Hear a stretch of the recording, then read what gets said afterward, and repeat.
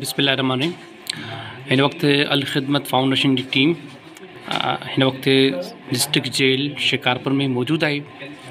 उहे कैदी जेके इन फ्लड में स्किन जी डिज़ीज़ में मुब्तला हैं उनके डॉक्टर अब्दुल वहीद बरोड़ो साहब जिन पेशेंट्स के मेडिसिन प्रोवाइड कर रहे हैं एंड जो चेकअप कर रहे हैं।